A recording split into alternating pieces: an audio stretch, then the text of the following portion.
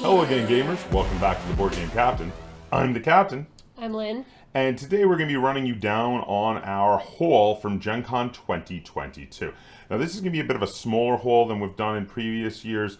One of the things is we decided to buy significantly less for ourselves than we have in some previous years because we do get a lot of review copies these days. And I also decided to accept less review copies because I get so many offers throughout the year for review copies. So we kind of toned it down a little, but there's still a fair amount of things to talk about. Would you agree? So we're gonna run you through all the stuff we either purchased, which is very few, or received, because we did get a fair number of review copies, and tell you, you know, what the story is behind them and what kind of games they look like or what kind of items they are. So would you like to go first or second on this? I'll go first. Okay, so what's the first thing you're going to show? Okay, the first thing is Reign Absolute and a little expansion. This is a card game that it looks like it plays similar to Stratego. And it claims it can play in 15 minutes, and it's like a good either warm-up game or filler game, or like if you're waiting for someone to finish something, you can just do a game real quick. So I'm interested to see if that's actually true. So the story behind this one is they had a booth. They had a few boxes behind the counter. I was given the elevator pitch by the designer. And he told me how it had the Stratego mechanic and everything, which is right up our alley. So I started talking to him. I said, it looked like it was out. I mean, this looks like production. But he says, oh, no, those are just some preview copies we have to show off at the con. It's going to be doing a Kickstarter and whatnot. And I was like, oh, okay. I said, well, you know, if you're interested on getting content out there, let me know. I gave him my business card, which is, of course, the Board Game Captain dice that I give out. And he goes, oh, you have a channel. And then we talked about my channel a little bit, and he handed me some of the preview copies. Because I also told him that we're huge fans of that kind of Stratego unit bluffing mechanic. We've been big fans of, in addition to Stratego itself, we loved Stratego Legends back in the day. We love Thunder and Lightning. We love Shadows in Kyoto. So both Lynn and I are big fans of that style of game. So he was quite excited to have us put it on the channel. So gave us a preview copy, and I'm excited to check this one out with you. Yeah. So anything else you want to say about it? No. All right, put that one aside. I'm going to start with a small one. So we went to an AEG press event. It was just a little press event. Just a press went up. They had some beverages, and they showed us some of their games, basically. And then they gave us a swag bag for coming. Some of the games in the swag bag I am more likely to review than others. This one is probably on the lesser likely side. Now, the thing is, they just gave the swag bag. It wasn't like, you know, this is with the agreement that you review everything in the bag. Because if they had, I probably would have been like, let me take this one out. I don't know if I would review it. But they just gave it to us. We're going to check it out. It looks pretty. It's called That Old Wallpaper. But it's a very light game. And light games have a tendency to not do very well on the channel. It looks like pattern forming. Which it could be very good. Yeah. And, you know, maybe... I like pattern forming games. I mean, I do too. So, I mean, we'll probably play it, and if it's good, we'll probably play it a lot. And if, you know what, if it's really good, I'll probably do a short review. You know, especially because, like, with these kind of little card games, you don't necessarily need a full tutorial. So we might do, like, a short review and just throw it up. So I would say if it's really good, that's what's going to happen. Does that make sense? Mm-hmm. Okay. I'm going to put this one aside.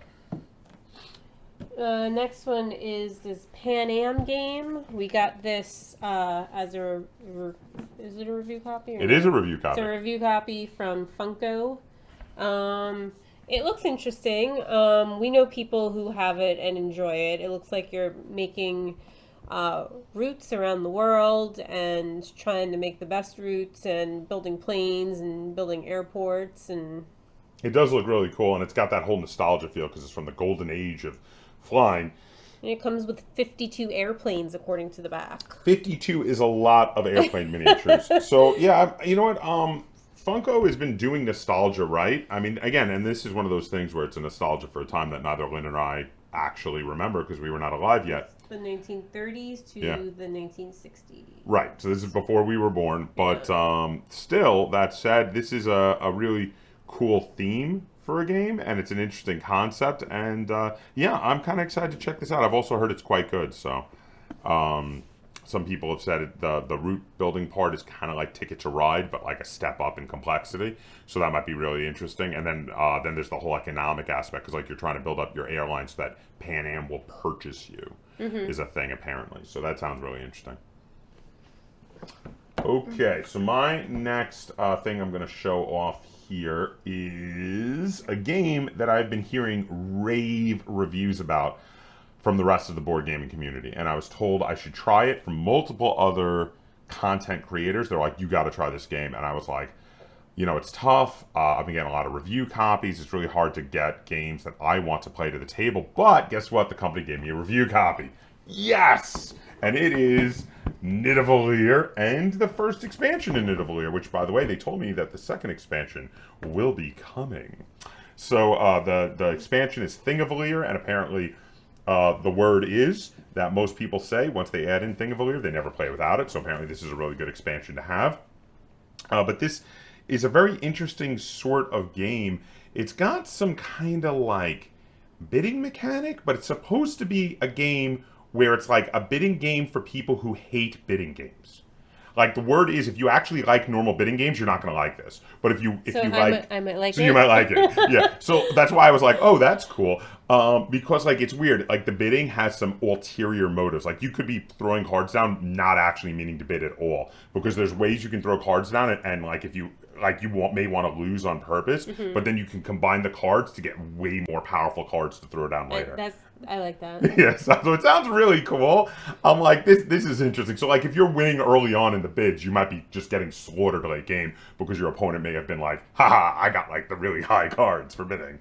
So yeah, so this looks really cool. I can't wait to check this out. And it's got a really cool fantasy, kind of like Norse mythology feel to it. You're playing dwarves from Norse mythology.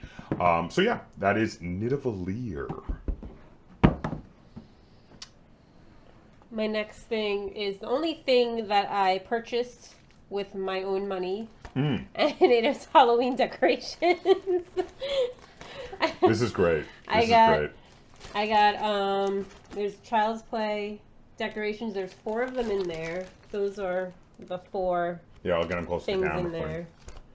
They're like those old paper ones, like from the 70s that everyone had. And 80s. They were still making these in the 80s. Well, the ones we had were old. And then I have like a classic Movie Monsters one, which again, I'll get it up there for you. 4. Oh, there's 5 in that one. I didn't realize there were 5. Yeah, it's 5. It's got the Invisible Man, the Phantom of the Opera, Frankenstein's Monster, the Creature from the Black Lagoon, and the Wolf Man, which, that's a cool mix. Oh, no, it's not Frankenstein's Monster. It's the Mummy. I'm sorry. I'm looking at the little screen over here. I thought it was Frankenstein's Monster. So it's the Mummy, the Invisible Man, the Phantom of the Opera, the Creature from the Black Lagoon, and the Wolf Man. Very interesting mix of classic movie monsters, plus then the cool ones from Chucky. It was a cool purchase. What's that company? It's the Trick or Treat people. Yeah, the Trick or Treat Studios. Yeah. They also do a lot of horror and monster themed games. I just like how these decorations look a lot more than like the modern decorations. Like I don't know, it might just be that these were the decorations it's nostalgia I grew up with. It's nostalgia, man. It's the nostalgia effect, which is what they're counting on. And when you showed me those, I was like, oh, those are cool. Those are cool. Because I have the nostalgia. We even had ones where it had like a little hinge where you could like. Yeah, well, the Chucky one has. Change their joints. The Chucky one has. It? Yeah, the Chucky. There's one of the Chucky ones has that. I didn't look that closely. Yeah, there's a full size Chucky. You can see it in the front right there. He's got the hinges. Oh yeah. His arms and legs can be posed. Yeah. Yeah, we had something like that too. All right, so the next one is another AEG game. This is probably the one most likely not to actually get a review. Again, they just gave us a loot bag. But this is Ready, Set, Bet. Now, the thing about this one is it's kind of a party game. Party games don't really do well on my channel, and we're not big fans of party games. So I'm probably gonna give this to a friend. But yeah, it was in the loot bag that AEG gave me.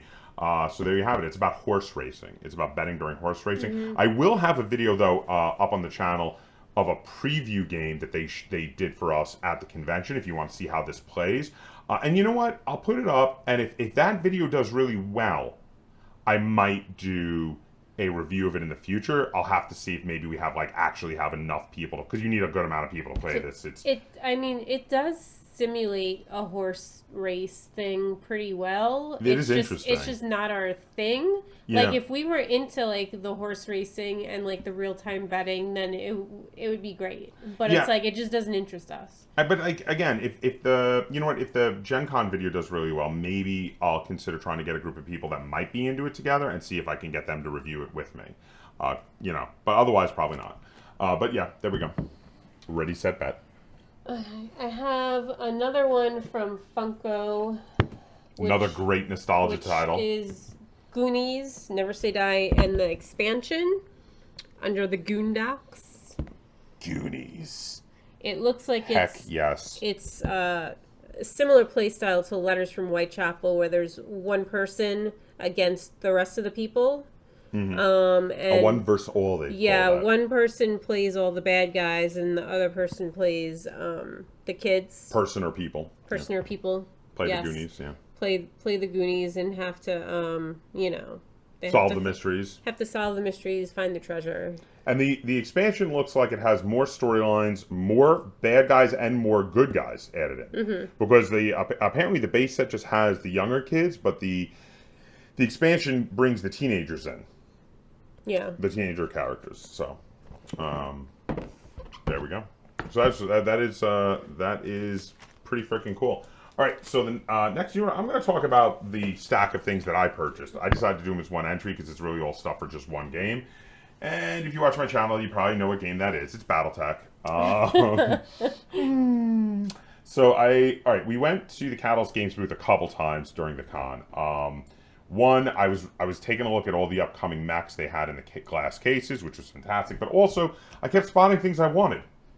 So first off, they had the Initiative deck, which I had not gotten yet, and I wanted to try out the new rules with the Initiative deck. They also had the Battlefield Support deck, which, if you're not familiar, lets you do a lightened version of artillery or aerospace fighter strikes on enemy mechs. Rather than actually having to use the full rules for those, you just pay for single strikes with artillery or single strikes with aerospace fighters flying down, things like that.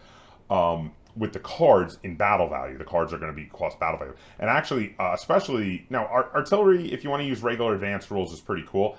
I never play with the aerospace fighter rules. They're way too extra complicated without a lot of fun. But doing it this way would be fine. I really dig doing it this way. So I got those. Then I picked up some clan stars that I did not already have, because I have every Inner Sphere Lance, every Com Star level 2, but I still do not actually have every clan star that they've released so far. So I picked up 4 more clan stars, which gets me a lot closer to having all of them. And then I picked up some of the new editions of some of the books. The last tech manual, the last tech manual that I had, which is the book that gives you the full rules on building your own mechs, was actually produced by FASA. I did not have an upgraded version at all from Fan Pro or Catalyst, so they have the newest version is out. I was like, let me get an upgraded version. There are some slight differences. So I got the new version here. Then I also decided, you know what, I wanted upgraded versions of a few other things too, because what the heck. So I picked up the new, they've now split Tactical Operations into 2 books. So it is Tactical Operations Advanced Rules and Tactical Operations Advanced Units and Equipment. So for if I want to play Advanced Rules, I do on occasion play Advanced Rules, but more often I actually play Standard Rules, but it is fun sometimes to be able to use the advanced systems, the full head ejection systems, the torso mounted cockpits, the artillery, things like that. These things are all really cool, so it's fun to have. And then also, I have never had a copy of this. I don't even know if this is one that was made back in the day, but Campaign Operations, which looks really cool. I love the cover art with the Archer on it. But yeah, and a bunch of BattleTech stuff. And then they gave me a free poster, which I was looking at here. On one side, we have scale guide for some of the mechs, and they also show some of the mech warriors to show how small people are compared to these mechs. And then on the other side, it's like a mech recognition guide, which has, I think it's supposed to be all the mechs from the original Clan Invasion Kickstarter. So there's a ton of mechs here. I'm not sure which side I'm going to put up. I'm probably going to put one side up like in the laundry room, just tape it to the wall in there. We still kind of throw up old posters and cool stuff in the laundry room like that. It's not, I mean, because it's very large. I don't know if there's space. I'll find room. But, the thing is, because it's folded and has the folds in it, I'm not going to frame it. Mm-hmm. And we don't really tape stuff to the walls out here. Everything we have out is framed. So the laundry room is the one place we still do tape stuff to the walls. But, yeah, and that is all the BattleTech stuff I bought. And basically, the only things I actually purchased was the BattleTech stuff. Okay. The next game is The Adventures of Robin Hood, put out by Thames and Cosmos. They just have Cosmos over there. Yeah. I don't know if I should just say Cosmos or... Well, everybody knows them as Thames and Cosmos. Even though they only put Cosmos on the package, everybody knows them as Thames and Cosmos.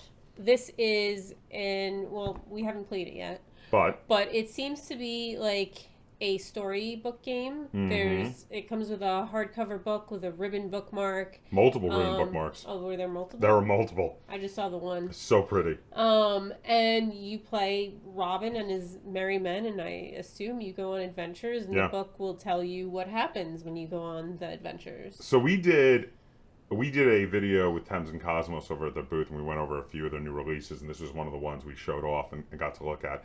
And I immediately knew, because Lynn was behind the camera, and I could feel the energy coming off Lynn while we were looking at this, of her going, ooh, ooh. Because this is exactly Lynn's kind of game. If you don't know, if you've never watched our top 100 games of all time, Lynn's number one on that list was Tales of the Arabian Nights, which is a storytelling game that has story on every turn, which is what this seems to be.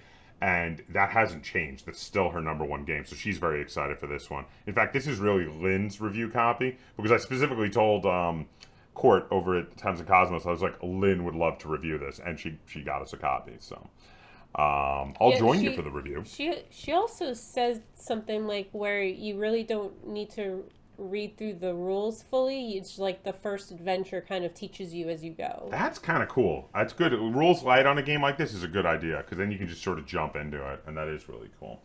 Okay, so the next one I have here is one I am super excited for, and that is Northgard Uncharted Lands. So I did a little filming with Hachette Games, who also gave me the copy of Nidavellir. This is a 4X game that they claim can be played in an hour and a half. That's insane. I love Twilight Imperium. We did a whole grokking Twilight Imperium series on the channel here. Big fans of Twilight Imperium. If I could get that kind of feeling, I mean, I'm sure it's not exact, but that kind of feeling in an hour and a half, this will have a place in my collection, like, permanently. That'd be amazing. No one's ever really been able to properly pull it off.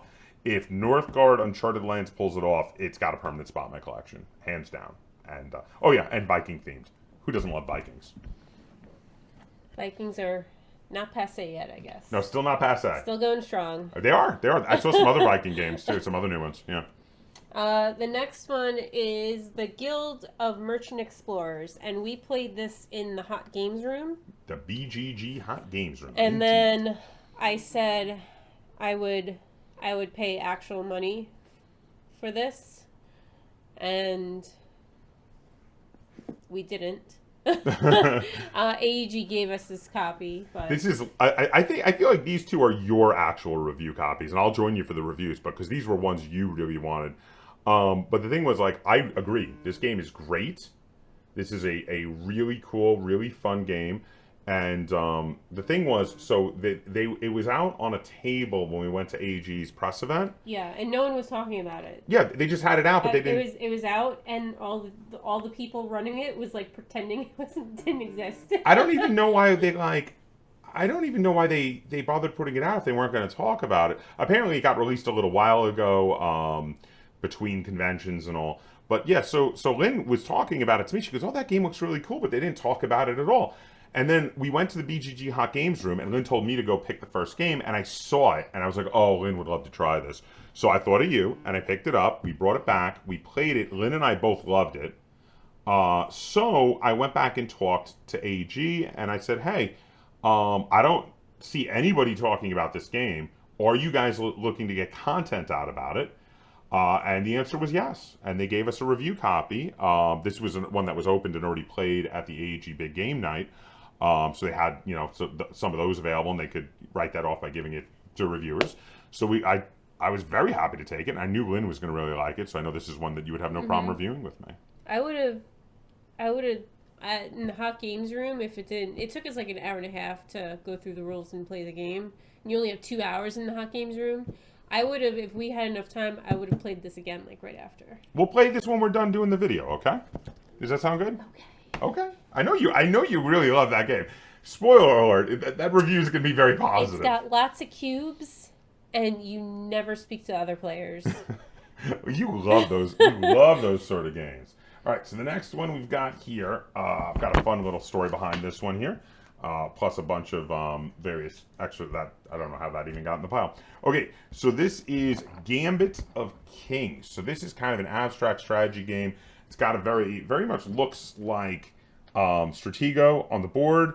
I'm not 100% certain if it has Stratego mechanics, but definitely looks that way. But this is a fantasy abstract strategy game that I remember talking to the people and then telling me all about the game last Gen Con because it was in preview at then. It was nowhere near time to be released. And I remembered that I was very interested in it. I didn't remember the full mechanics, but I did remember that everything they told me sounded cool. And I was like, oh, I would be really into this game.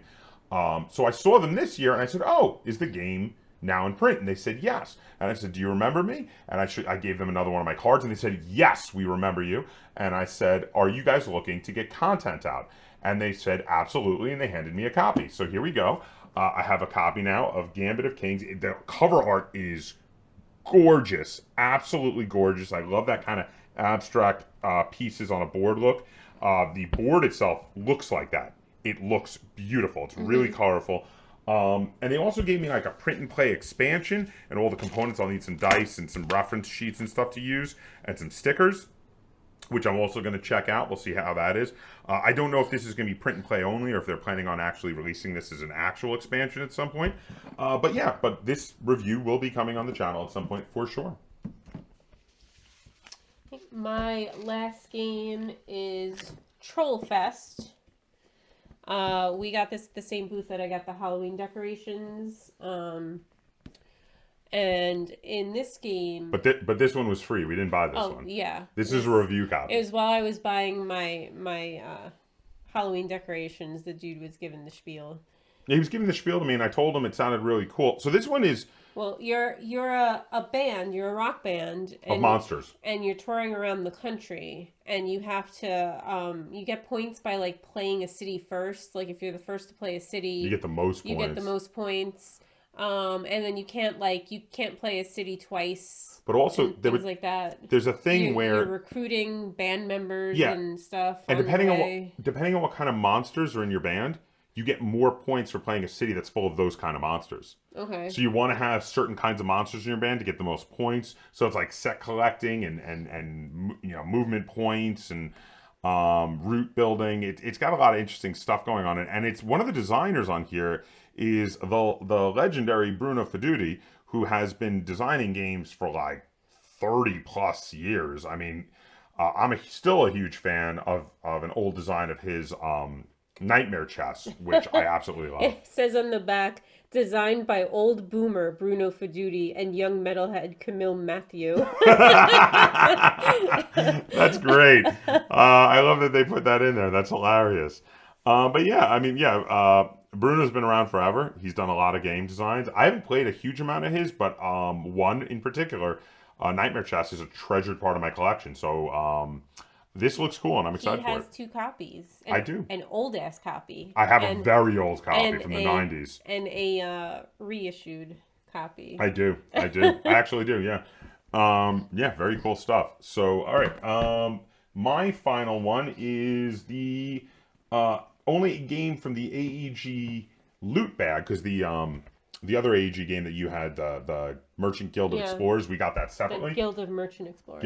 I mean, we still knew what you meant. Yeah, this was the only one from the loot bag that I'm guaranteeing that I'm going to review because I really liked it, and it was Wormholes. Lynn said you liked it, but not as much as me. We'll see Yeah. after another play. We'll have to look at it. I did see there's also like a solo version here. There might be some advanced rules. I have to take a closer look at the book. I know there's some extra stuff I didn't read.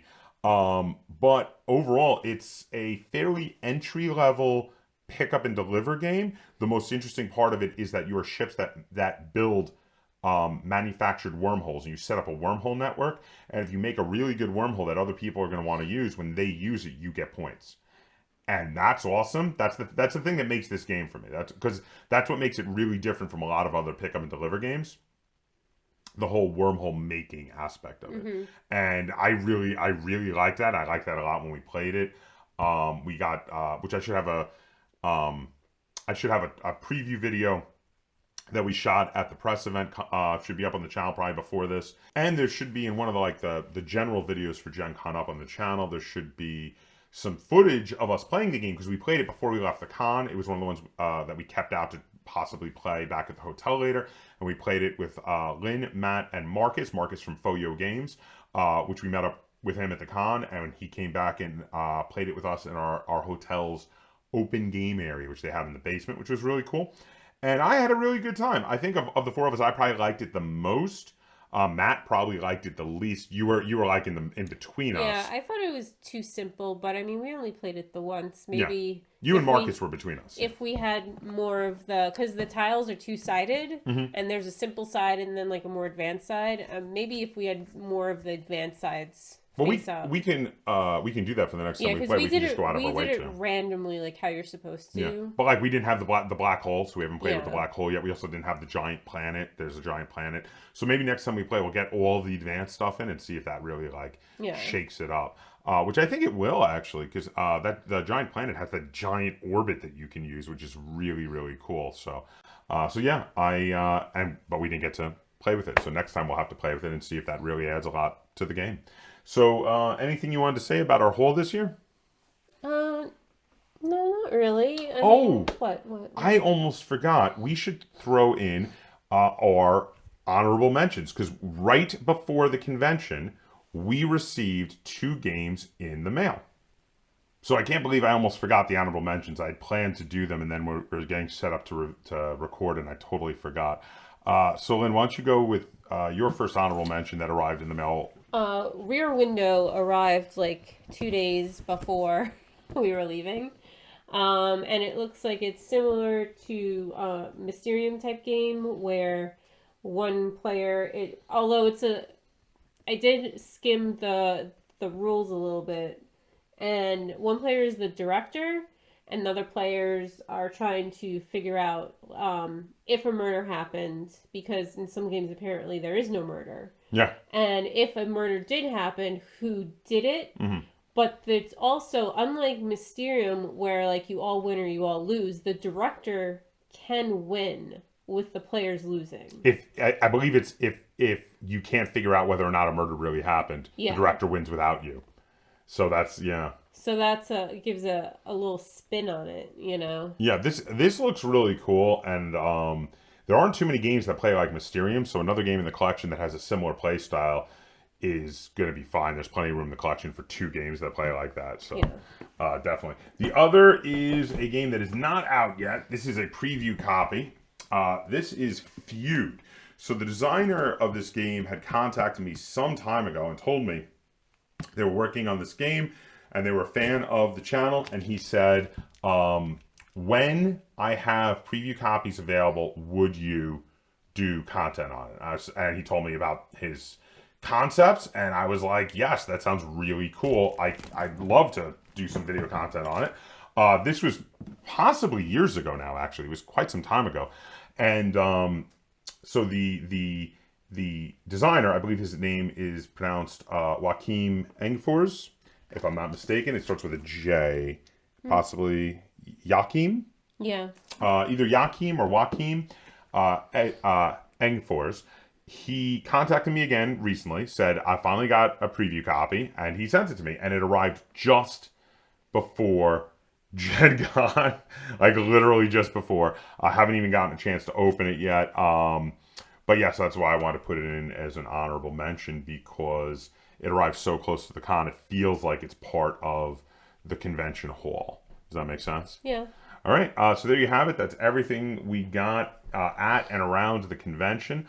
If you have any comments, or questions, or concerns on these games in general, feel free to put them in the comments down below. We may or may not be able to answer them if they're specifically about a game that we haven't played yet. But stay tuned. Reviews of most of these things, other than the stuff that we purchased and a couple of little games, are going to be coming soon to the channel. And if you enjoyed this video and you'd like to see us do more like it, be sure to give it a like, share it on all forms of social media, and if you haven't already, please subscribe to the Board Game Captain. That's Captain spelled with a K on YouTube. And until next time, game on.